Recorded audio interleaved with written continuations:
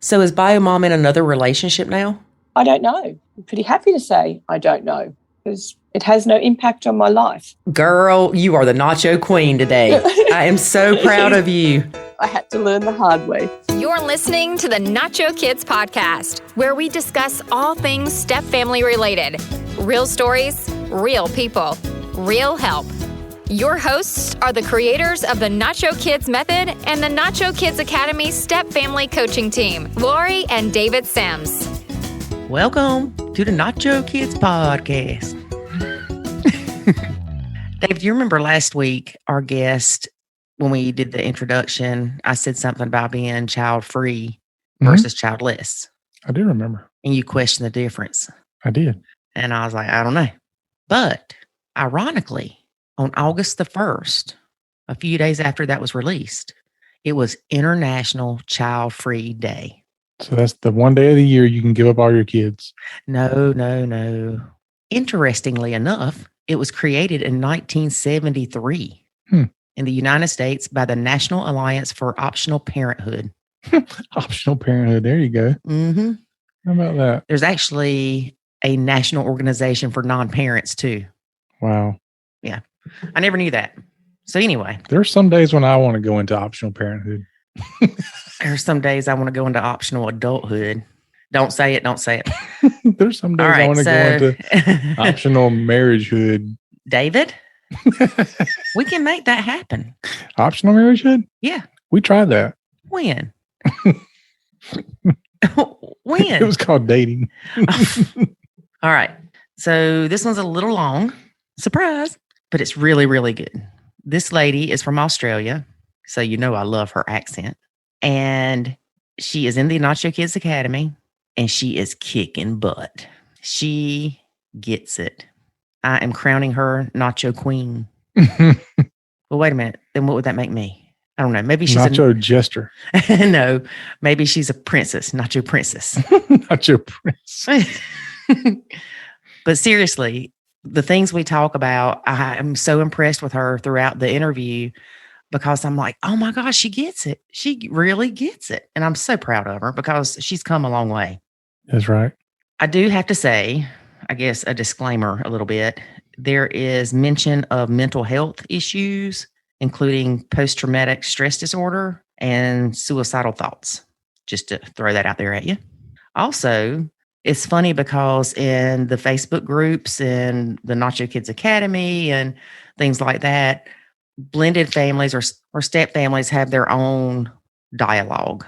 So Biomom is BM, stepdaughter is SD, husband is dear husband, DH. Bioson is BS. Stepson is SS. I tell you this because during our conversation, she refers to the stepdaughter as SD or Biomom as BM a few times. So just wanted to clarify that. Yeah, it is funny how people start taking on a different vernacular. I know a lot of people, when they get in the groups and things, they're like, what does this mean? What does this mean? And why can't you just use the real word? Well, I don't know. To me, it's shorthand, basically. Yeah, everything becomes shorthand. Well, a lot of times people are typing messages on, from their phone. And so anything they can do to shorten it up. Right. And I guess I'm so used to it that it doesn't faze me. When I read something, when I read BM, I know it's Biomom. Well, that's one cool thing about the Academy is when we have those acronyms like that, if you hover over the acronym, it'll tell you exactly what it means. Mm-hmm. How cool is that? Right. It's very cool. Stepmom's husband was alienated from his kids by the Biomom, but in January of 2019, they got temporary custody, and in February of 2020, they got permanent custody of the stepkids. So here is a full-time childless stepmom that went from the kids not ever really being there to all of a sudden, bam, here they are. What you gonna do? She joined the Nacho Kids Academy. Smart lady here. Of course. A lot of the things she says about the Nacho Kids Academy, we should probably use as a promo for the Academy, David, because, it's perfect. It's perfect. Testimonial. Yeah, they're great. She's great. Nacho's great. Everybody's great. David, great. What you got to say? Oh, well, it reminded me when you said about being great. that, we always ask for podcast reviews, and we haven't done it in a long time, but people are still leaving reviews about the podcast. And I read one the other day, which the title was Incredibly Grateful. So this is by Whit Miller Time. So if that's you, thank you. And he or she writes, I can't thank the Lord above enough for me finding this podcast. It's a huge blessing.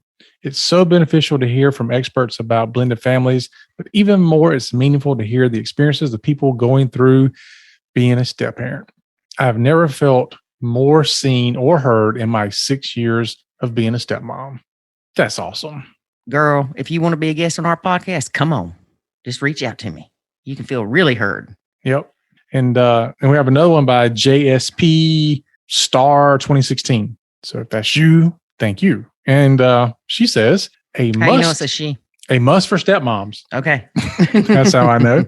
And it also, she writes, I've been a stepmom for 5 years. And this is by far the hardest and sometimes the loneliest thing I've ever done. So many of the stepmom groups online provide empathy, but don't offer strategies to improve a stepmom's day-to-day quality of life. Lori's story gave me hope that maybe there was a better way forward.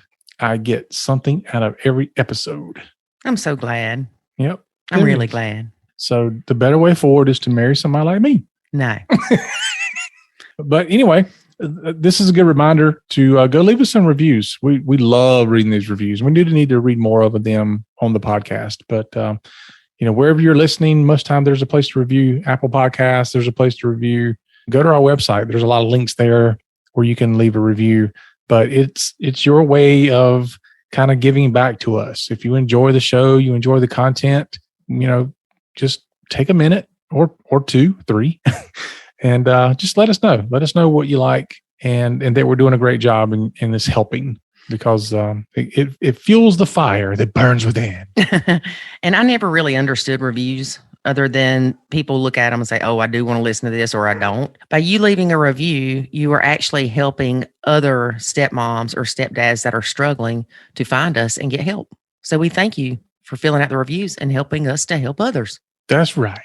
And now, speaking about helping people, do you want to hear a word about the Academy? Sure. All right, cool. So we'll play this and then we'll get into our interview with the stepmom from Australia. There is a way to save your sanity and your relationship, and it's called the Nacho Kids Academy. In the Nacho Kids Academy, you will learn the skills and knowledge to properly nacho, techniques to handle step-family challenges, ways to improve your communication, and much, much more. Visit NachoKidsAcademy.com and sign up today to join other step-parents who are seeing the life-changing benefits of nachoing. Again, that's NachoKidsAcademy.com. Today we have stepmom Melissa. Hey, Melissa, how are you? Very good, Laurie. How are you? Doing well. Well, tell us a little bit about your blend. It's not as simple as we've been blending for 5 years. No, it's not. It's a bit more complicated than that. So hubby and I have been together for about 6.5 years. We've been married for 5. When I met hubby, he had bio children who were about 6 and 14 at the time. They were living with BM and he had no contact or custody at the time. He went through quite a horrible court battle, and we went from not seeing the children at all to having holidays with SD, who is now 12, and not having any contact with stepson, who is now 21, but he was 14, 15, 16 at the time, to him coming to live with us full-time when he was 18, and to SD coming to live with us full-time. So they both have been living with us full-time for the past 2 years, but stepson 21 has just joined the Air Force, so he's just left us. Oh, well, awesome that he joined the Air Force. Yes, it's been fantastic for him. He's doing really well. So when your husband went to court, they didn't give him full custody, but they did give him some visitation rights. So things are a little bit different in the court system here in Australia. So initially you have mediation, And if you can come to orders by consent, there's no need for you to go through a court hearing, but they are given assent by the court. So they went through that process in the beginning. He had school holidays. However, BM didn't abide by those orders. So although there were the orders in place, she just didn't send the children, so we didn't see them. To have that resolved, he then had to go to court, and they reinstated him having that contact, which he did. But it was only for SD at that stage because stepson was a little bit older. And so we had contact with her of holidays. She came to visit. There was always drama associated with it, but we did have contact with her. And we only got contact with stepson, who was 18 at the time, once he was thrown out of BM's house, and that's when he came to live with us a little bit later. And then out of that came a whole lot of information that my husband then took to court, which led to the change in custody arrangements for SD. Okay. Do the court systems in Australia, do they punish or reprimand the parent that is alienating the children from the other parent? Like, did they punish her in any way?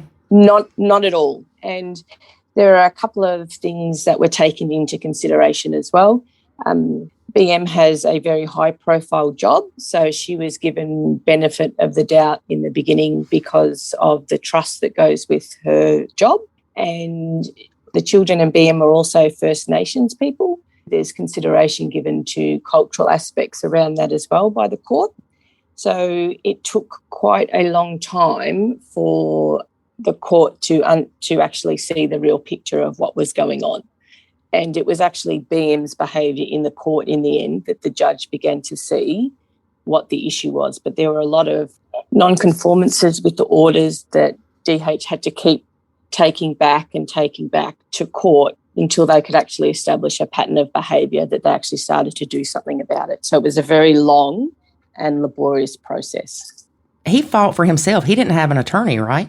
No, he did it all himself. So he put in all the hard yards he did all the paperwork. He went to court. He showed up every time himself. He fought really hard for his kids. I supported him with some of the paperwork, etc., but it was very much me supporting and helping him. It wasn't driven by me. Right. That is impressive. That is very impressive. He's very impressive, and that was one of the things that I love about him. I always knew that he was committed to his kids. He wasn't going to be one of those dads who gave up or walked away. Right. Now, you said that Bio Mom, I guess, started showing her true colors in the courtroom. Yes, it was quite interesting. In the middle of one proceeding, she corrected the judge and asked the judge to call her by her honorary title. It was quite, yes, the judge was very composed, and she was always really composed and very balanced, but the look on her face, at that time, she was not able to control herself. But she, at one stage, she'd stopped proceedings and said to BM, because she'd been given the opportunity to speak. And because of her role, she speaks very eloquently. But then sometimes I believe she has mental health issues. Sometimes that becomes very evident as well. And we were in one set of proceedings where the judge just said, look, stop. Have you had legal counsel? And she said no. And she said, look, we're going to stop these proceedings. You need to go and get some legal counsel. And after that, she ordered some drug testing and some mental health assessment as well. You can only hide ugly for so long. That's correct. And I think a lot of people, BM did this, and she went through, I think, 3 or 4 sets of lawyers. When she wasn't happy to speak for herself, she wouldn't say things herself. So, and at one stage, the judge referred to BM or to her lawyers as your client is like a recalcitrant child. That didn't bode well. Oh, no. No. Not at all, I'm sure. You don't have any kids of your own. No, and that's sort of been interesting. I'm already in my late 40s, and I was very much enjoying my single life, and I was at a stage where I was quite happy to continue with that. I had always wanted children, but not at any cost. I wasn't willing to have children with the wrong man or not in the right circumstances or have them on my own. Mm-hmm. And when I met my hubby, he'd already been parenting for 20 plus years because he had 2 stepchildren from his first marriage as well as his bio kids, and we sort of knew what was happening with the court and everything that was going to happen. So we made a joint decision together that we would not have a child together, an ours child. Sometimes that it still hurts about that, I think it's definitely, and especially in hindsight and everything we went through, it was definitely the best decision. But I would have liked to have had a child of my own. But also now we have a fur baby, and I see how he is with the fur baby, and I think it's probably a good idea that we did. But it also means that when SD graduates and she's ready to move on to university, that we'll actually have some time to ourselves. So there's a lot of good things to look forward to. Yes. And stepson has promised me lots of grandbabies. Well, I've got 4 stepsons. Yes. And one of them, it wouldn't surprise me if he had 5 kids. One of them said he wants 2. And one of them said that if his girlfriend gets pregnant, that they'll put it up for adoption because they don't want kids. Yeah. And I think that's actually a really good point, is when we think about kids and about the way kids are parented and their experiences from the blend, is that every kid needs to be, whether they're in a nuclear family or a blended family, every kid, like every person who's at work, you need to be managed or treated differently for who you are as an individual. You can't do things treating everyone the same, although it's fair. It doesn't work for everybody. And what the example you've just given shows you, that everyone's experience of your blend has a different outcome. Right. And I remember my son, he might have been 9 or so, and he's always heard his dad complain about child support. And somebody asked him, I think it was one of the brothers, asked him one day, said, "How many kids do you want?" And he said, "None. I don't want to pay child support." I had to explain to him that as long as you're still together with the person, you don't have to pay child support. Well, you do. It's just supporting the child. It's not a separate payment. Right. It's different, though, Yeah. Yeah, exactly. Child support's always an interesting, particularly I see that in the Facebook groups, it's always a polarizing subject. And for us, hubby and I, we combine our finances. Mm-hmm. And BM is supposed to pay child support, but she doesn't. And one of the things I learnt from the academy was about, changing my thinking. And one of the things I really hated about all of this was I felt that BM was controlling our lives. Mm-hmm. And I made the decision that I didn't want her not paying child support to be able to influence our lives. So I am more than happy to financially support my stepkids, knowing that one day that child support will get paid, but I don't want her to have that control, that financial control over our lives. And I think the thing I also know is that my husband will never allow me to go without. Right. So I know that if we came to a stage where we couldn't pay for something, he would go without something for himself, so that myself or the kids had something rather than, me missing out. So I think that makes why it works for us. Right. So your husband, you said, has other kids as well? Yes. And how old are they? He has a stepdaughter who's 30 and a stepson who's 32. So he, in his first marriage, they tried, love them like your own. And he did bring them up as his own, but he had the same conundrum of love them like your own, pay for them, support them, but wasn't allowed to discipline them like his own. He had all the responsibility, but none of the actual control or influence. Mm-hmm. However, he does have a good relationship still with those stepkids. There was a period of time when he first split up with BM that those children were told, they're not children, they're adults now, were told that, he didn't want anything to do with them, which wasn't correct. It was once they actually had a falling out with BM that they actually come back to hubby and they have a cordial relationship. It also really helped me understand that although he raised those kids and their father wasn't in the picture, and we now know that that wasn't necessarily by his choice, and the kids have contact with their dad now. But what I see is he loved those kids, he brought them up, but the love he has for those kids is not the same as it is for his biological children. Right. And because he understands that, he knows that although I love his kids, the feeling is not the same and can never be the same as it is for having biological children.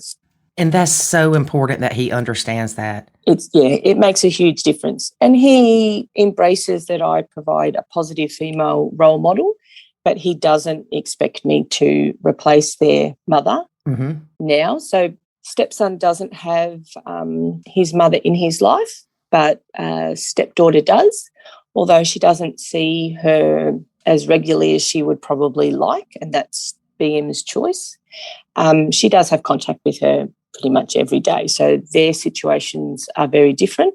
And I think in the beginning, hubby would have liked me to be a replacement mother. I think because he felt that BM wasn't a great mother and he thought that I could actually provide something better. However, what we did find is over the time that the more I tried to do things with stepdaughter and the more positive things I did with her, the more negative we got back from BM, because she felt very threatened that she was going to be usurped in her position. So that's where Nacho helped. It didn't threaten her. I was able to do my, and I'm still now have a much better relationship with SD. I can provide her support, but I'm not trying to replace her mum. Right. And that's so important because you can be an awesome role model and mentor for these kids and not play parent to them. Exactly. And it's very entertaining to watch your DH actually watch their parenting style with just standing back. The interesting thing that happened this week, we have a beautiful little cabin that we live in the rainforest, and it has a separate little cabin that's about 10 metres away from the house, and it's self-contained. And that's where stepson was living before he went off to the Air Force. And we pictured that one day that as she got a little bit older into the teenage years, that stepdaughter would like to move out there. Because she's a little bit scared of spiders in the dark and things. We didn't think she'd be quite ready. Y'all have big spiders there, right? Yes. Like the size of your hand spiders. Yes, but they're harmless. Yes. We have to have those things so everybody doesn't want to come and live in the rainforest. That's true. And big snakes too. She decided to move in there over the weekend, and DH was, sure, off you go. And so she moved in. But what she didn't realise is that with that autonomy and a little bit more freedom came a lot more responsibilities. And it's been very interesting to watch that evolve this week. So it's kind of like a guest house, right? Yeah. And so she moved into the guest house, because she's thinking, oh, this is going to be wonderful. Yes, because hubby's love language is service. And it was one of the things that used to frustrate me, but it's also the thing that I love about him is that he does everything for everyone. He still does, even before stepson left. He does the washing. He brings me breakfast in bed. He makes the kids' lunches. That's what he likes to do. So all of, she was used to having all of those things done. He'd go into a room and get a uniform and wash it for school, etc. But now that she's over there, she's expected, he'll still do the washing, but he expects her to bring it over. If she doesn't bring it over, it doesn't get washed. Right. She has to wake herself up. So she's got the autonomy, but she's also got the responsibility as well. He's very much about natural consequences. It's been very entertaining to watch. That is so good. I wish we all could have a guest house for our kid to go live in to see that responsibility. Well, it is. It's also kind of like it's supported adulting or transition to adulting. Right. Yeah, it's different than just throwing them out into the wild.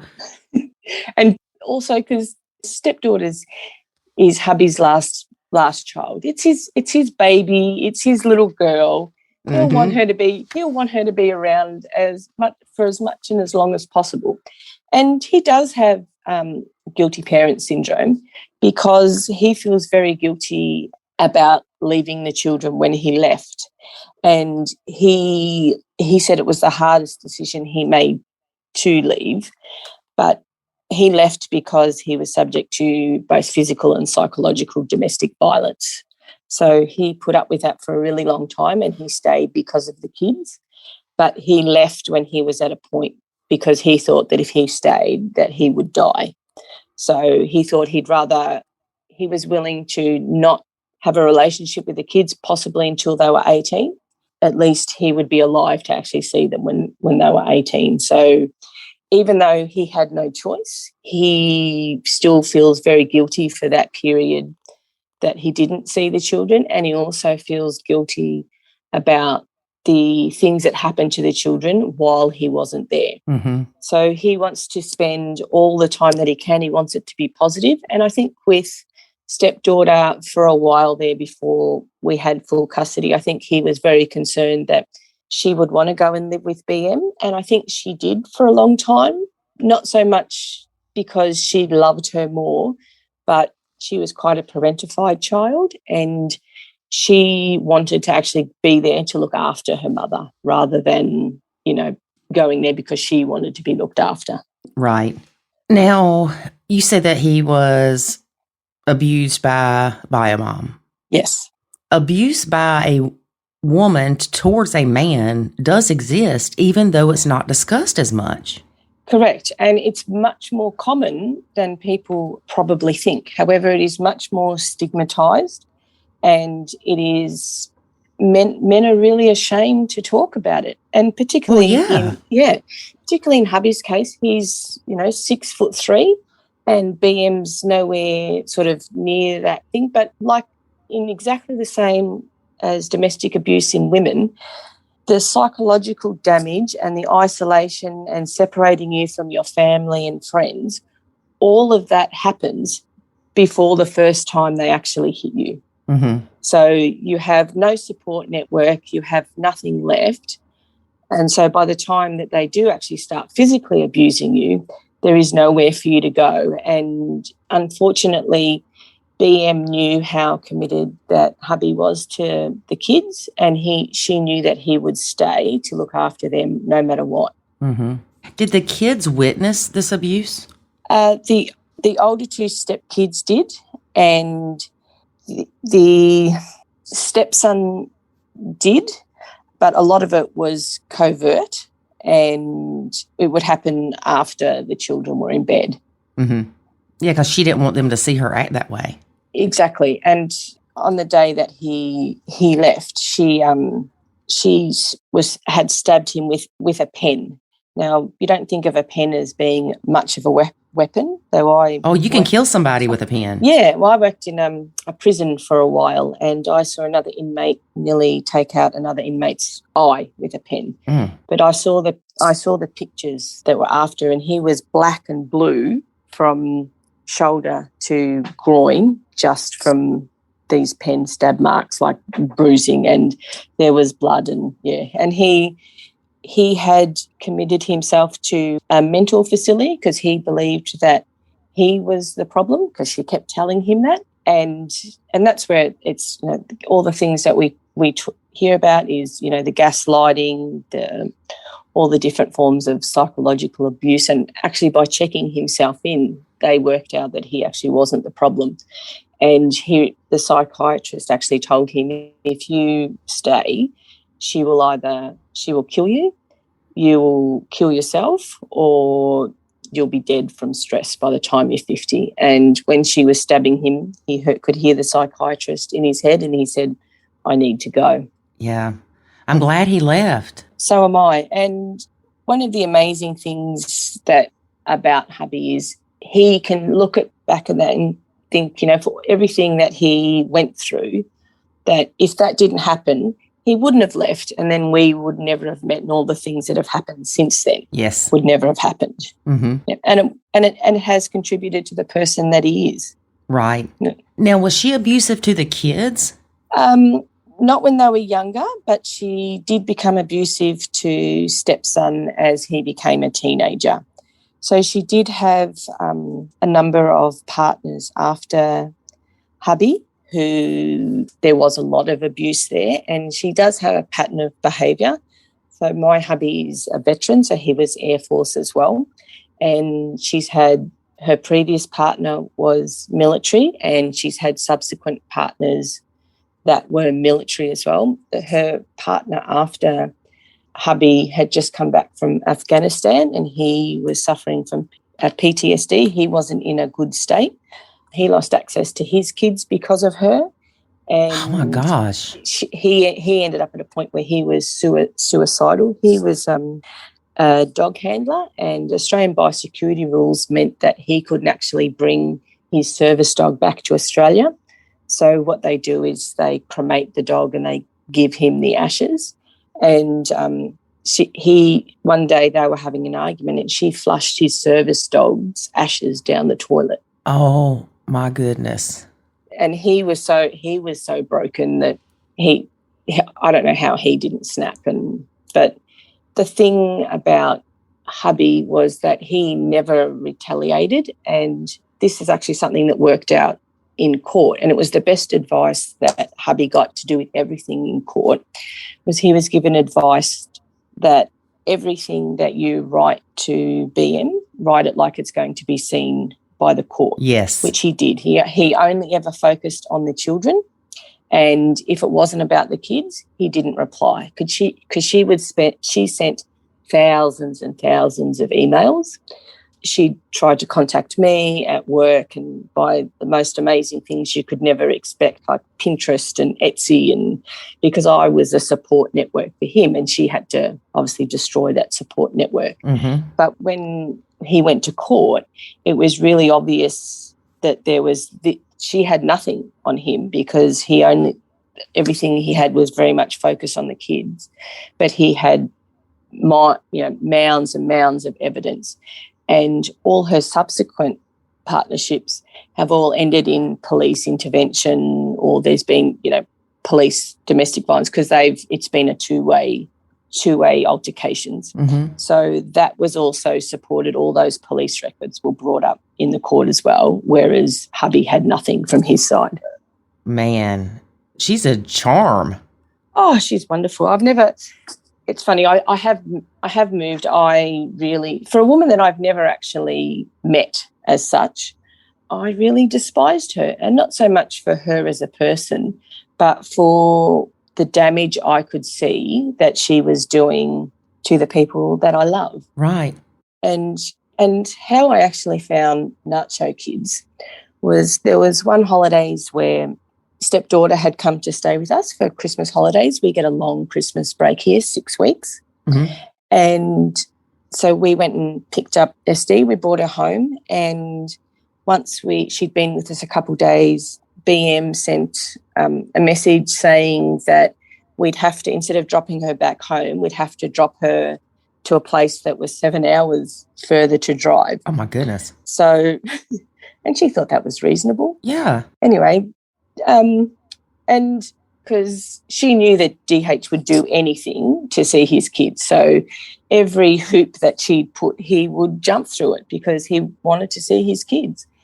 And so when he actually went back and said, no, I'm not doing that, she totally lost it. And she rang SD and told her that she has to come home in 2 days because her father won't drive her back all this additional things and all this additional way. And she used to tell us, or in the emails and stuff she'd write to DH, she'd tell him that, all these things that she'd tell, horrible things about us that she'd tell the kids.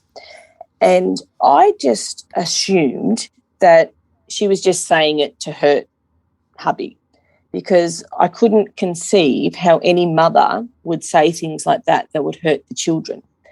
But when that event happened, it made me realise she was actually saying those things to the kids. She didn't care about if what she did hurt the kids. Mm-hmm. And to me, as a woman, that just blew my mind. I just could not. How would you do something that would hurt your own kids? And as someone who wanted to be a mother, and I actually felt a lot of resentment. Here's this woman who has these kids that she's, horrible to, and I would have been a good mum, and I don't get to, and I actually am really nice to these kids, that I didn't get that opportunity. And that's where I was like, I need some support around this. Who understands what this is like? Because none of my friends knew anything about a situation like this. So that's when I found Nacho Kids.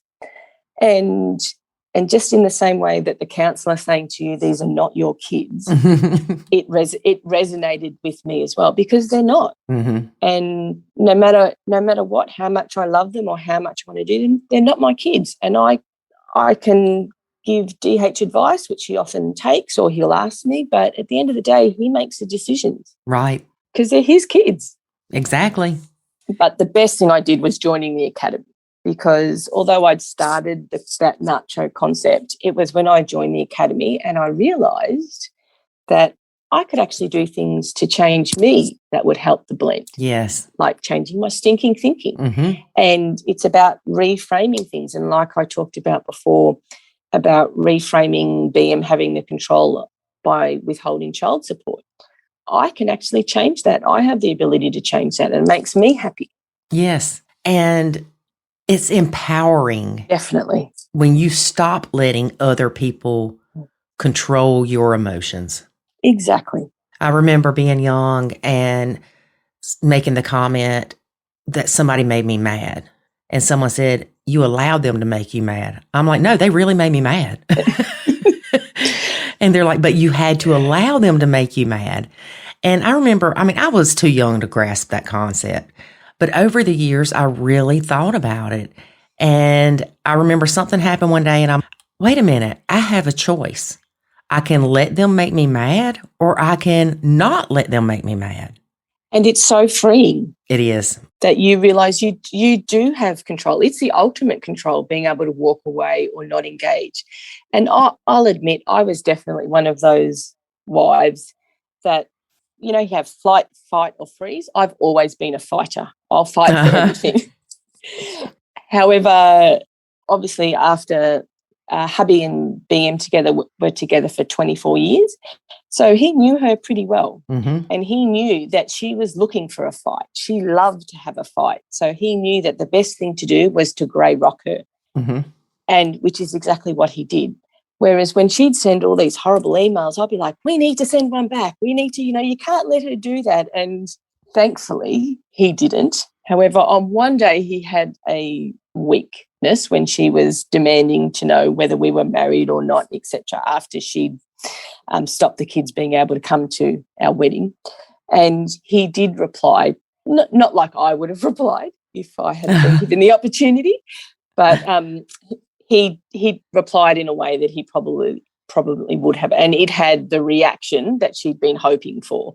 She wanted Mm-hmm. the opportunity. So it made me realise he knew how to handle her and he was actually doing the right thing, and I needed to leave him to it. And right.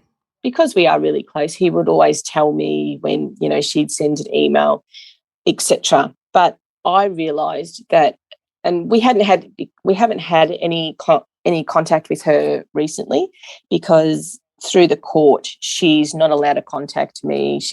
There's a whole heap of rules around that, and they have to use a parenting app, mm-hmm. which she advocated for in the beginning, and now that she's got it, she doesn't like it because she's actually held accountable for what she says. Right. So recently there was a message and it was about SD being unwell. She just had a cold and she was demanding that, he do all of these things, and he told me about it, and he was upset, and it got me instantly upset as well. And then I thought, hold on a second, I've allowed that. So I said to him, please don't tell me if she contacts you unless you need my advice or support. Mm-hmm. Then come in, or it's something you can't handle, let me know then. But other than that, I don't want to know.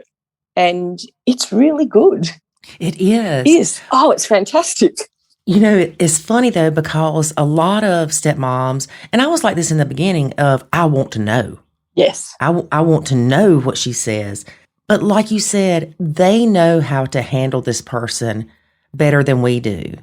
And just because your husband chose to use the gray rock method on her did not mean he was weak. No, not at all. And I'm a lot like you. And I think most of the people that need to nacho or that are in the Nacho Kids Academy are type A personalities. Yes. Where we're like, oh no, you're going to reply to that email and you're going to address every single thing that she said and you're just going to light into her butt. But they know it's no use. Correct. They've tried that. Mm-hmm. And I think we've heard David say it before, that sometimes okay is the most powerful word that you can reply, because it's a shutdown. You've replied, but mm-hmm. it doesn't mean anything. I think, however, for as it was for you and as it has been for me, you need time to get there. You have to, it's hard to nacho, and it's particularly hard to nacho BM. And I had a really unfortunate, regrettable moment. So one day we had to travel. So BM moves around a lot, and she'd moved to a different state. So we'd agreed to do a midway handover, which was about a 4-hour drive. And the previous handover we had done, she was a day and 8 hours late. So it causes a lot of angst for stepdaughter because she doesn't know if mum was coming to get her back, and there was just no communication. It's quite distressing to have to support a child through that, because she'd abandoned SD before. There were a lot of times when she'd drop her off at childcare and not pick her up. So stepdaughter has some abandonment issues around mum. So it's really anxiety and brings up a lot of fear for her when mum doesn't turn up. So this particular time, BM had sent a cat as well, which didn't go down well either. I nachoed that cat very well. After getting some advice from the page, I nachoed the cat. And because we have our own cat, we have our own pets, and I really feel sorry for that poor cat. Anyway, on this particular day, she turned up, and she was several hours late for the handover, and we'd, been walking stepdaughter around town and trying to keep her busy to distract her from, knowing where and it was really distressing. And usually I don't do handovers, and handovers now either happen via plane, we're not in the same state, or they happen at a supervised place. And after this, I just didn't attend at all. So I had to carry the cat because there was a whole heap of other baggage as well. And as I took the cat around to BM's partner at the time, I asked him, why are you late? Because he was actually a pretty decent guy. And he was not expecting to be asked that question. And he came up with the same excuse that they'd used last time, was there'd been a car accident that they'd had to respond to, that BM had to, facilitate. And I was like, it's amazing. Every time that you drive, that, there's these accidents that you have to attend to, and you can't communicate that. Anyway, that sent, even though I wasn't speaking to her, we're on opposite sides of the car, that, of course, sent BM off her rocker. And she started screaming at me, well, I'm a doctor and I need to do this and I need to do that. And, I'm very important and I have these obligations. I made the mistake of replying to her, and I told her, using some not very nice terms, that she she may be a doctor, but she's not a very good mother. Well, that was not good. She physically attacked me then. And I must say it took all of my willpower to not fight back. But we walked away and we went and reported it to the police. But it then showed a pattern of behaviour from her. But unfortunately, that happened in front of stepdaughter, and that no child has to see that. So I have a lot of regret around that, and I wish I had have shut my mouth. So she physically attacked you? Yes. Wow. I'm sure that looked good in court. Oh, yes. And then when we reported to the police, she wouldn't attend the police.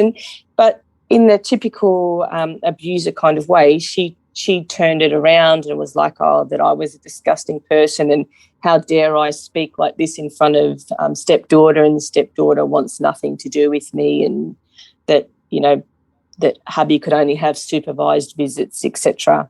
But what she didn't know is that we'd actually made a police report. So it was, her emails of her version of the story compared to an actual police report. And the police contacted her, and she wouldn't come in and make a statement because then it would be official.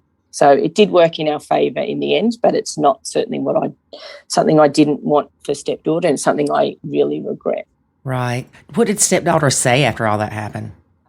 She actually didn't say anything, but the funniest part was BM was screaming at hubby, I'll see you in court, because she was always threatening to take us back to court.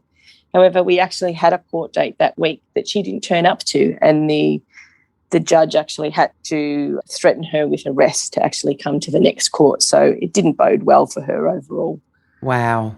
I suppose stepdaughter, she has loyalty binds, and I think she's really struggled with that because she loves her mum dearly, as all kids should, and she loves me, and we shouldn't have set her up where it was an either-or situation.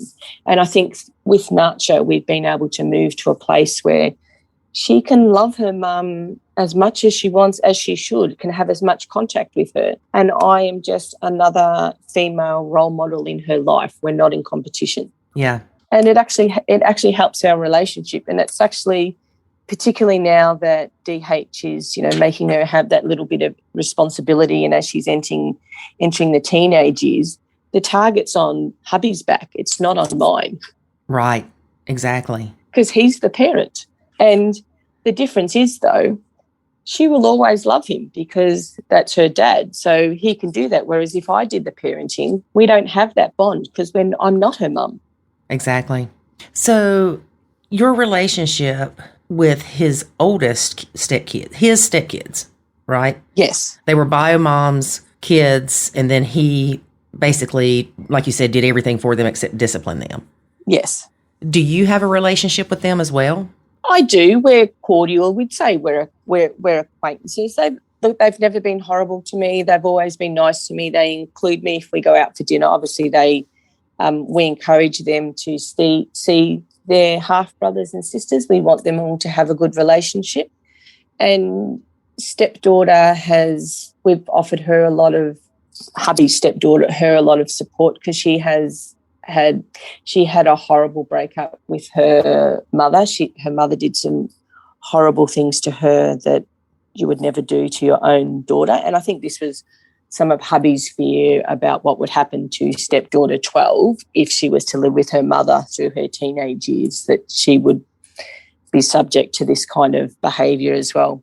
And she gave me a really nice Christmas card and gift, and she said, "Thank you so much for making my dad smile again," because she always called him dad because she was, I think, 18 months old when he came into the picture. And I think that's also a difference, is he came into the picture for them when they were babies. They don't remember their dad at all, where obviously my stepkids were older when I came into the picture. So we have a cordial relationship, but we're never going to be friends. I don't think we've had birthday parties and et cetera together, but, we're not best friends and we're not all hanging out together, but it's certainly cordial, and that's what I'd hope for.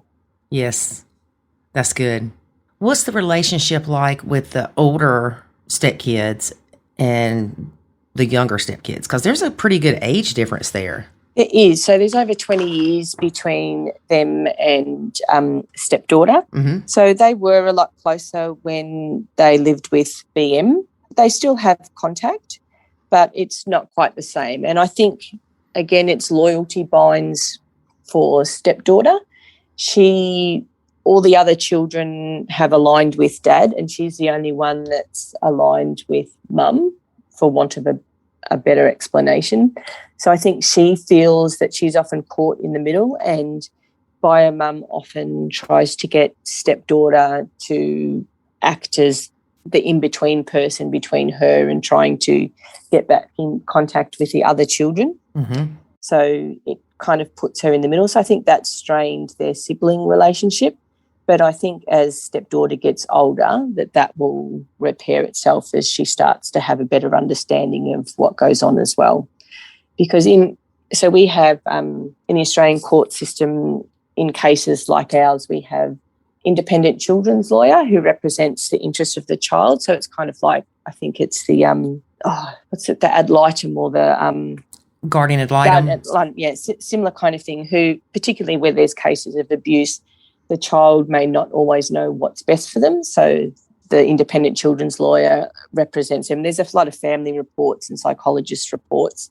And the thing that SD, when she was asked why the other kids don't have a relationship with mum, and her interpretation was, well, they asked for too much, that they asked for too much from mum. So she's very mindful of that in her relationship with mum, that she doesn't want to ask too much. Mm-hmm. So it's quite sad. Do you think that, or why do you think that stepson and biomom don't have a relationship at all? So stepson's personality is a lot like hubby's. He's a very soft, gentle person, but she had done some really horrible things to him when he became a teenager and he was living with her. So she was giving him dexamphetamine, so it's like medical grade amphetamine. Mm-hmm. So he had developed, she had told him that he had ADHD and was required to take this medicine. So he did. However, he didn't need that medicine. So instead of having the calming effect that it would if you have ADHD, it has the same kind of effect as amphetamine. So that then altered his personality and his ability to be able to operate in the world. And then she stopped that cold turkey. So he then had withdrawal symptoms, and it really messed with his physical and mental health. And what we now realise, she was trying to set him up as, being the bad person in this scenario, because when things were happening and police were called with her previous relationship, they'd want to be asking stepson, what was happening, and she didn't want him telling the truth. Mm-hmm. So she was trying to set him up as, a drug addict or whatever, and it was certainly not the case.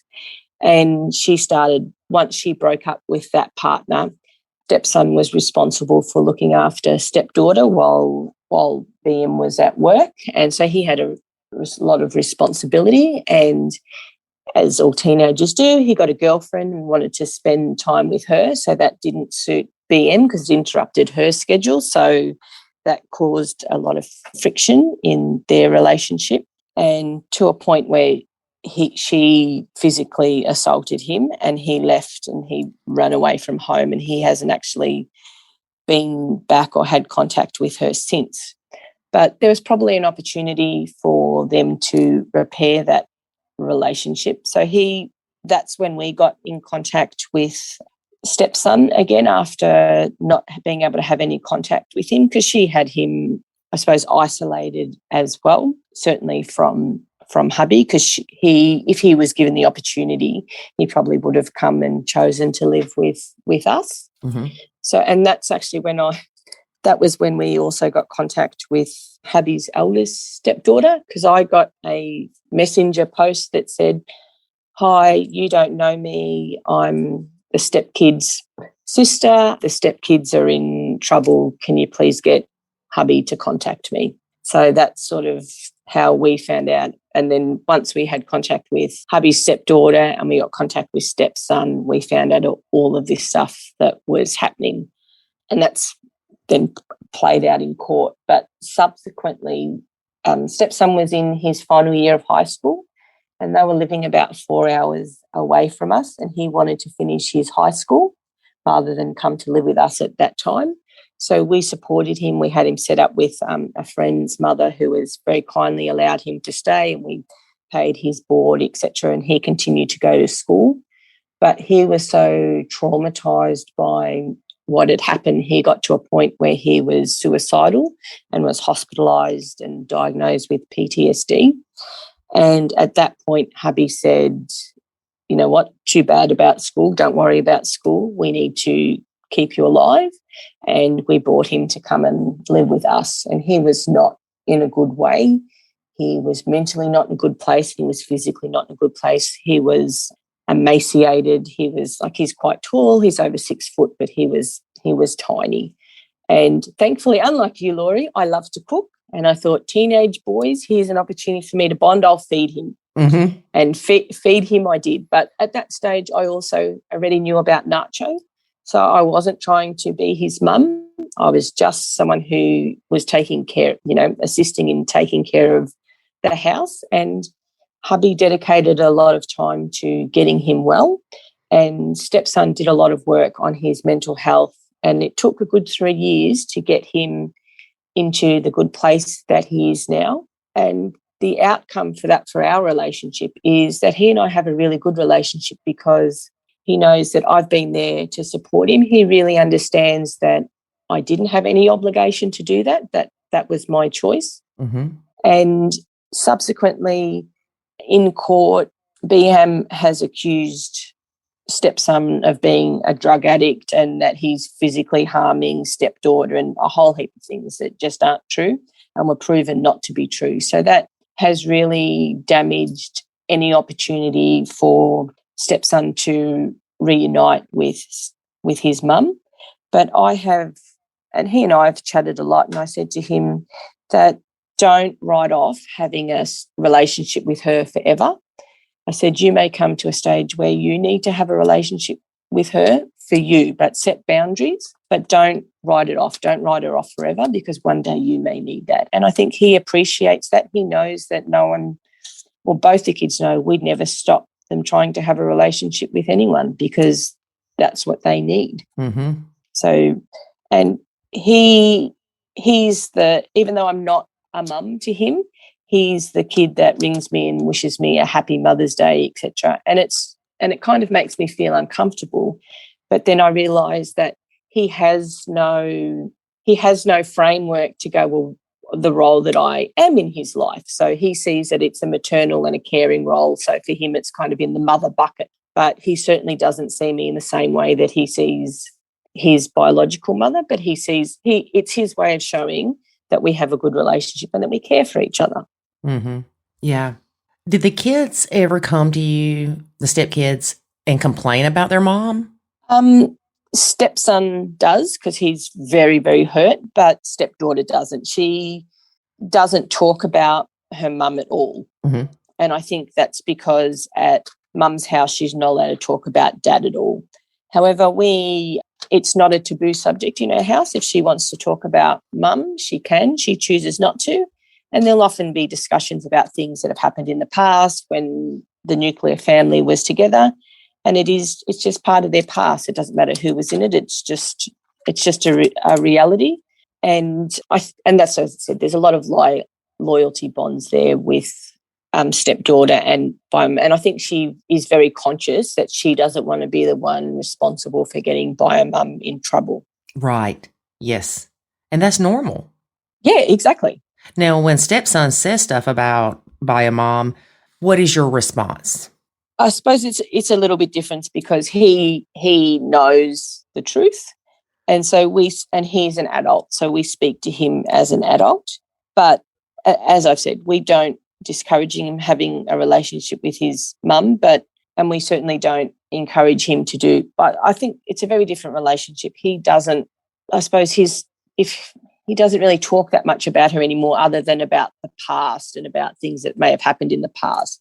He doesn't talk about her in the present context because they don't have a relationship. Right. And that's got to hurt him still. It does. It hurts him very deeply. Yeah. I hate that for him. So do I. And I think that's why I say to him, don't discount having a relationship with her in the future, because I can see he needs that. Both the kids need that. Mm-hmm. And it's really sad that they don't get what they need from that relationship with her. And that's what hubby wanted for the kids. He wanted them to have a good relationship with their mum, and he saw that perhaps they weren't getting that. And that's where I think he hoped that they could get that from me. But then he realised that wasn't appropriate. Mm-hmm. Yes. Because no matter how good a stepmom I possibly am, I can never replace their mum, no matter how terrible she is, because that's their mum. Exactly. And we've talked to several people that the mom is just absent or horrible. And it does not change the fact that this person is the mother of these kids, and they will love her unconditionally. That's correct. And if you're the person who is saying the bad things about that person, the loyalty bonds get stronger and you actually become the enemy. Right. And I think that's the beauty of Nacho. You take the target off your back. Yes, because you don't want to do anything to make the relationship worse, because if your relationship with your stepkids gets worse, your relationship with your significant other is going to get worse. Correct. And I think one of the good pieces of advice I think we got from you, Laurie, in one of the coaching sessions was that Estee's old enough to know now that if she doesn't go to mum's for holidays, it's not because of anything that we haven't stopped her from going, that it's because Mum hasn't made the necessary arrangements. So what hubby's done is he's given stepdaughter the schedule for visitation for holidays. He's given her the plane tickets. We've booked them in advance. So we bring stepdaughter home and BM has to pay the flight to take her to there. And on some cases that hasn't happened. So DH has said to stepdaughter, look, here's your tickets, here's the dates. It's now between you and Mum whenever that happens or how that happens. That's between you guys. We've done everything to support it, but at the end of the day, it's up to Bio-Mum to make it happen. And how far away does Bio-Mom live? At the moment, she's about a 3-hour flight away. Oh, so that's a good ways. Yes, it's a good way. And one of the reasons so when hubby left, he needed to get a lot of physical distance away from her because he was obviously concerned about his physical welfare. So he moved to where we are in far north Queensland, so probably a 24-hour drive from where they were living before. However, and that's where we met. However, that contributed to him not being able to see the kids. So we moved to a state that was closer to where the kids were living, but not close enough that she could turn up on our doorstep, but close enough that we could drive to pick them up. And with a change in custody, she decided to move away from where we were living at the time, which actually allowed us to, because she wanted that put in the orders that she could move wherever she liked. It also meant that we could move wherever we liked. So that allowed us to move back to where we were living and back to the rainforest. Perfect. Absolutely perfect. I guess stepdaughter goes to see her on school breaks and things like that. Yes. When it's right. She can have weekend visits with her during the school term, but my mum has never taken up that opportunity. Well, that's kind of hard to do. I guess she could fly in on a Friday and fly out on a Sunday. I mean, if it was my kid, I would. Yeah, and that's how it's set up. And she initiated these orders, so it's what she wanted. Well, that's what she wanted for her. Yes. Yeah. She probably didn't like it when y'all moved. No. In saying that, it's actually closer. The flights are actually cheaper from where we are to where she is than from where we were before. Oh, well, that's good. Yeah. So is Bio-Mom in another relationship now? I don't know. I'm pretty happy to say I don't know because it has no impact on my life. Girl, you are the nacho queen today. I am so proud of you. I had to learn the hard way. We all did, because think about it. In the very beginning of your relationship, if somebody would have told you about nachoing, you would have been like, that's the craziest mess I've ever heard in my life. Oh, so true. And I was very much in, and because hubby and I had chosen not to have children, my thought process was like, I'm happy to have kids in my life. They don't need to be my own. I've got these kids will be my own. Right. That was my thinking as well. And as we know, that doesn't work. No, it doesn't. Well, it doesn't. There must be some people it works for, but I haven't met them yet. Well, I definitely think that those people are type B personalities and that when they meet these children, it is a very, very young age. And I think that helps. But then they still become teenagers, and the teenage years are hard, no matter whether you're a step parent or a bio parent. It's because that's the nature of, you need to break away from your parents to actually become an adult. So you have to break that relationship or have to break that to get your own independence. It's a natural evolution. And I was getting ready to say that. And they haven't hit the teenage years. Yes. Now, I do think that there are challenges when the bio mom is, say, deceased or the bio dad is deceased. But I do think it makes the blend easier in a lot of ways because you're not dealing with that other person constantly dictating your life, for lack of a better word. Yes. However, you're dealing with a ghost, and ghosts become perfect. Yes. Because you're dealing with a memory, and that memory will always be positive and it doesn't go away. So I think there are definitely challenges if the bio parent is deceased as well. Oh, yeah, there definitely is. They're different. Yes. We had talked to a lady the other day and both their significant others had passed away. And we talked about the ghost syndrome and how hard that is. But she said when they see other stepfamily struggles, they're not fighting over who gets the kids for Christmas.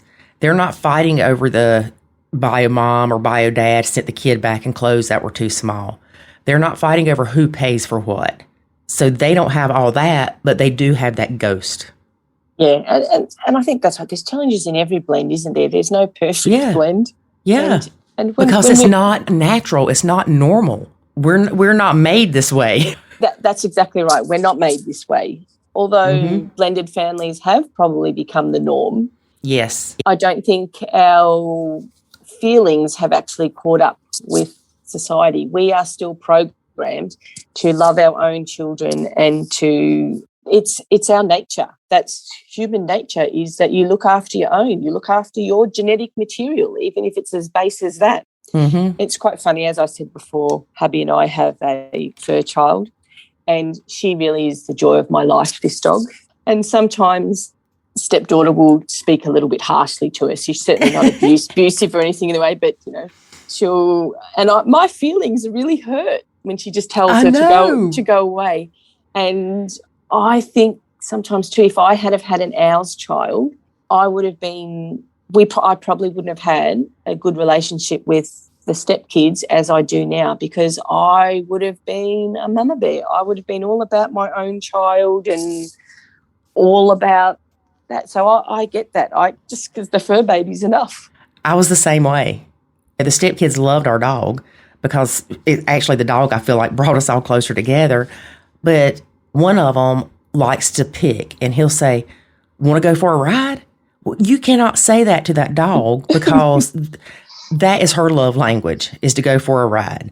And he'll say it and not take her. And it makes me mad. I'm like, you've got to take her for a ride now.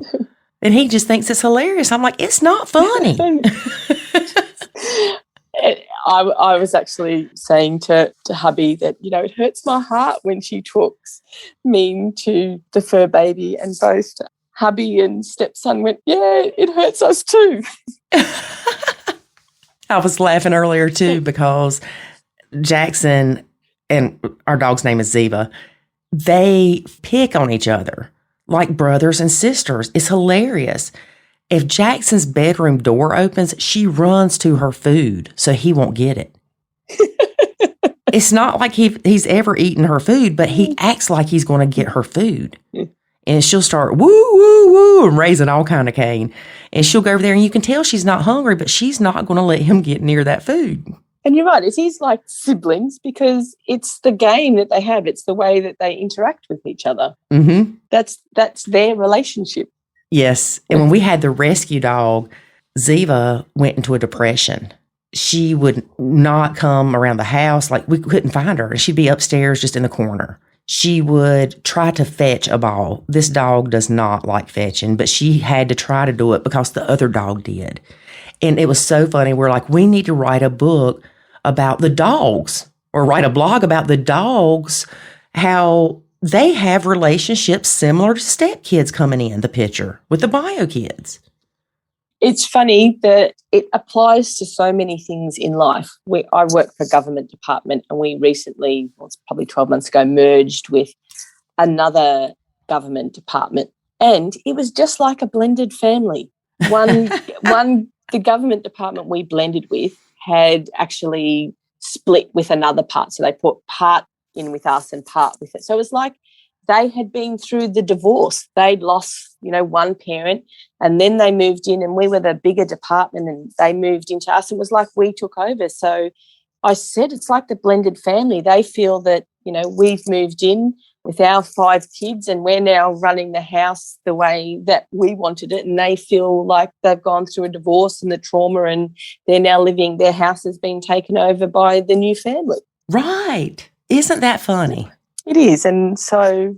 And then if your bosses went with you, then it's, oh, well, they favor them because they were theirs. That's exactly right. It's exactly the same situation, just with adults.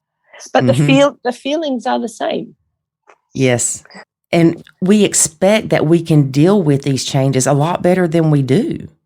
And then you go in step family groups and you're like, oh, I'm struggling because little Susie this. And they're like, oh my God, that's nothing. Or you get told you're crazy or you're high conflict yourself. And nobody needs to hear that when they're struggling. That was one of my things when I started the Nacho group, the Nacho Kids Facebook group, that I understand if you come in and say, I don't like my stepkids, because I used to be that person. One of the things I also understand now that I'm coming through the other side is that when things are bad, it's all of those emotions toppled on top of each other. You're not dealing with one thing at a time. So as you said, when little Susie comes in and does that one tiny thing, which by itself, if you had lots of mental headspace to deal with it, would be nothing. Mm-hmm. But when it's that one thing on that big pile of other things, it's the thing that pushes you over the head. And the other thing I learned in the academy from you was about giving things the correct emotional weight. Yes. But you need headspace and you need time to be able to do that, and you need to be able to heal. And that's the other thing I've learned from Nacho is the disengaging part isn't all of Nacho. It's the part that allows you to heal, mm-hmm. to give you that headspace so you can give things the right emotional weight moving forward and then re-engage if that works for you. Right. The other thing I've learned is relationships are 50-50. If you're putting in more than your 50% into a relationship, you're always going to be resentful because you're not getting 50% back. You're getting, mm-hmm. if you're putting in 60, you're only getting 40 back. So you're always going to be disappointed. And the other person is responsible for their 50%. If they don't mm-hmm. give their 50%, then they shouldn't get the more. And it works sometimes when you both give 60%. Right. And I think that's the relationship with a stepchild. If you're doing all the giving or they're doing all the giving, you're never going to have a balanced relationship. You need to come to that place where they're in a place that they're comfortable to do their part of the relationship. And I think that's what a lot of bio parents don't understand. They expect the step parent to, love the child like your own, but society never expects the stepchild to love the step parent like they do their parent. And I think that's a real irony. I have a post about that and like the Nacho Kids page, and people go crazy about it. But you're the adult. Well, that doesn't mean I have to cater to anybody that's rude to me. But they're children. Yeah. And these children are manipulative, lying little brats that are trying to destroy my marriage. It's like, oh, well, let's just dismiss it. They're kids. Yeah, lady, let me tell you, if you were the one sitting here in our situation, you'd be like, I struggle a lot with the Facebook group. Oh, me too, honey. I used to go there a lot because when things were really crazy, I was like, I need to know that there's someone else who's in a situation more crazy than me. Mm-hmm. But sometimes you go there now and people are just looking for an echo chamber. Yes. Not necessarily looking for help. Mm-hmm. And I think that often gets lost. And I think that's why I like that you've got the Nacho Club, and I hope that more people join so it's can become more vibrant, and obviously the academy as well, because that's where you get the help and the things, the tools to actually deal with stuff rather than, yes, we need to vent, but you actually need the tools to be able to fix the things, and in my case, fix myself. Right. So that I could improve our blend. And the other thing I noticed in the Facebook group is everyone expects their partner to change, that they need to change, that they need to do these things. Mm-hmm. And actually, you both need to change. You can't expect someone else to change and you not make any changes yourself. Right. The Nacho Club is $24 a year, but you can see the difference in the post.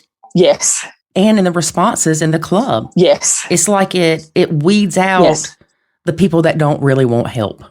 Exactly. And, we had talked about doing that for a while. And then with Facebook doing where you can't put certain words together or you get penalized and you break their community standards, and we were getting dinged. So I told David, I said, we need to go ahead and do this because Facebook could shut that group down any day.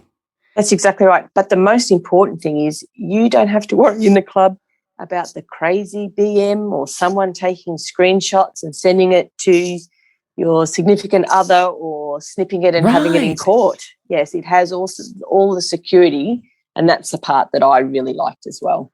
I love it myself. And it's just such a different environment. Well, Melissa, it has been great having you as a guest on our podcast. And I am so thankful that you found Nacho Kids and that you took the steps to join the Academy, because I know how much it helped you. And it really did, but it also helped my hubby as well. And really Nacho is a relationship saver. So my hubby and I have always had a really strong relationship, because we've been lucky that we've been able to pull together when things have got bad. But it was really helpful for hubby to have his thoughts and feelings validated, that David was able to say that, that's how I feel, that's how I felt, that's how other men help feel. Because I think as women, we've got a lot of support. We talk to each other. There's not that same support mechanism for men. And I think if you can do it with your hubby, I highly recommend it, even if he comes along to one or two, but at least he's either supporting you or he has a proper understanding of what Nacho is. Right. Rather than just, oh, no, you're just, not doing anything for my kids, or you hate my kids. And I love it when the couples join and the man is just like, I don't know about this Nacho crap. And then you start talking to them and ask them what their concerns are. And they tell you, and you talk to them about them, and they're like, oh, okay. They have that light bulb moment too. And they're like, okay, let's give this a try. And then the next Q&A call, they're like, this is working. Yeah, it's great. It's great. And I think it helps, and maybe it's about the way that men think, because they get about compartmentalizing things. And that's pretty what Nacho is. It's about compartmentalizing him with his kids and us doing our thing. And so that kind of resonates for men as well, I think. But I think it's good for men or other couples to hear your and David's story and realise that no matter how bad things are now, you can actually save your relationship. And hubby and I are in a position now where we're kind of like our relationship's bulletproof, because we survived all that crazy and come out the other side. Nothing can break us up now. Yeah, exactly. You feel so much stronger as a couple. And because you've done the work and you've both actually committed to your marriage and making it work. Right. And that's one thing. If you're not committed to your relationship, or just say, if you don't love your significant other, Nacho is not going to change that. Correct. You have to be committed to your relationship and to doing the work of the Nacho method, because just joining the Academy is not going to help you. You have to do the work. Correct. And you did the work, girl. You did the work. And I still have to do the work. And because things change, relationships change. And I think the good thing about the Academy is you can get your help, and you can go back again as you need it, because relationships evolve, you have new problems, you get teenagers. You can keep going, and it's where else can you get coaching from the people that invented it, who says this is actually, they understand what you're going through. They've got a whole repertoire of, solutions, and they go, well, this might work for you. Try this or do this, or this worked for us. And you're the results. And I think that's what we wanted. We could see that it worked for you. And like David, my husband's a picker. He's a stirrer. So I'm so sorry. You can say, you know what? I think I've realised that I am too. Melissa, you are not a button pusher. I am. Oh my goodness. Because I think it's part, and I hate to say, Laurie, I think that maybe you are too. Oh, what? I'm editing this part out. Well, at least don't let David hear it. But because for me, that's a part, it's the banter between you and your partner. It's all that stuff because most of life isn't all about the romantic Instagram moments. It's about all those little exchanges that you have in between. And some of that's the button pushing. You push each other's buttons. But when my husband pushes my buttons, he does it for reaction. And I know that he's never saying it to hurt me. He's doing it to get a reaction because that's the fun and the banter. And I think it's very obviously that's how you and David work as well.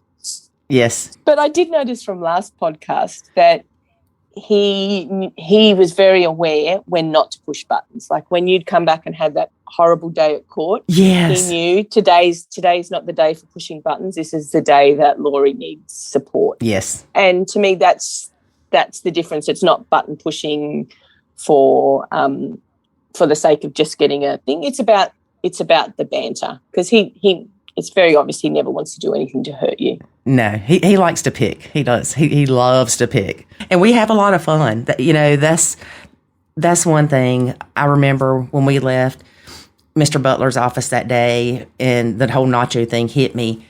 And we laughed when I said Nacho Kids. That we had not laughed in I don't know how long. And David's hilarious. And, of course, I make jokes and say he's funny the first 10 minutes, but then it gets on your nerves. He's so much fun, and we were missing that when we were struggling so bad. And by us laughing, it's like that helped bring us back together. It's like a reset button. Yes. Yes. Yes, it's turning your phone on and off again. But I will not admit that I'm a button pusher. But the thing that resonated for me the most I think it was in one of the podcasts or might be one of the classes or something on the academy that you said that we're in control of our buttons. They can push them, but it's up to us whether we react or not. Yes. Because that's what we control is the reaction. And I was like, you are so right. Mm-hmm. And I noticed the more I nachoed, and like you said, it's a continuous thing. But things that used to just send me into a tailspin, I laugh at now. Yes. And for instance, we went and did this go-kart riding thing, and my pocketbook got torn up. We talk about that on one of the podcasts. I didn't get mad. I didn't get upset. It didn't ruin my day. And we're riding home, and I'm like, look at me. Pocketbook got tore up, my sunglasses, Jackson's hat. I mean, we're talking over $100 and something worth of stuff. Yep. That just was trashed. I didn't get mad. Pre-Nacho, that would have ruined my day. One of the things that used to really annoy me with stepdaughter was, and what it's saying that it's probably not her, it was probably about hubby, is that she looked at anything, he would want to buy it for her. Whatever her heart desired, he would buy it for her. And when she came to live with us, she had the clothes on her back. And, 2 years later, she has a massive room full of, she's got more stuff than she knows what to do with. Mm-hmm. And just, because she wants something, she gets it. And he wants to be able to spoil her. But I'd be like, she doesn't need that. She doesn't, and then in the end I was like, if he buys it, it's not hurting me. Give her whatever she wants. And I went away for work the other week and she and I had gone out shopping or something. I said, while I'm away, I'll have a bet with you. See what you can get out of Dad while I'm away. And funny enough, when we come back, I was like, how'd you go with our bet? She went, actually, I didn't get anything because I didn't need anything. And, we just had a laugh. Mm-hmm. Well, Melissa, it has been great having you as a guest, and I really appreciate you sharing your story with us. Thank you. And I really appreciate all the work that you and David have done to put out the Nacho method. It really has saved relationships. And the fact that you're so vulnerable to put out your story and, to air all the horrible stuff, because it's not an Instagram story or a Facebook story of all the highlights. It's all your dirty laundry laid to bare, but that's the stuff that helps people. So we really appreciate that. So thank you from the community. Oh, that's so sweet. I appreciate that. Well, you have a good day and stay in touch. Will do. You too. All right. Thank you.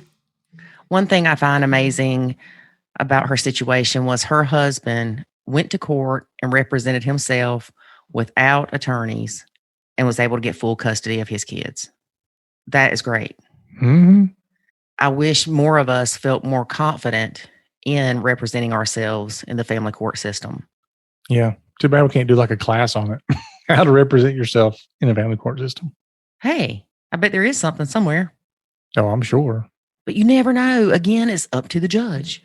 You Mhm. may have a judge that is lenient because you're representing yourself, or you may have a judge that says, "Oh no, little nacho mama lady, you have to address me by saying such and such first." I'll be like, Like, look, I watch Law and Order. I know what to say.